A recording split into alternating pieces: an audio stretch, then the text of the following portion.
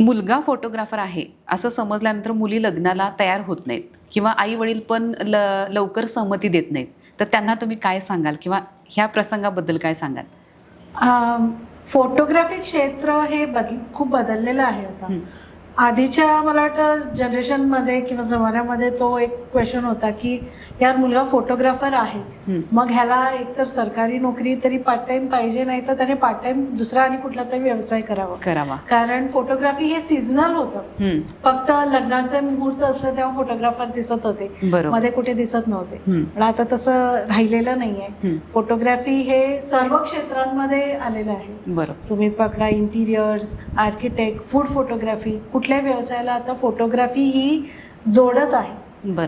त्यामुळे मला वाटतं हा एक ओपन क्षेत्र आहे. मुलंही त्याच्यात येत आहेत फुल टाईम जॉब किंवा करिअरसाठी.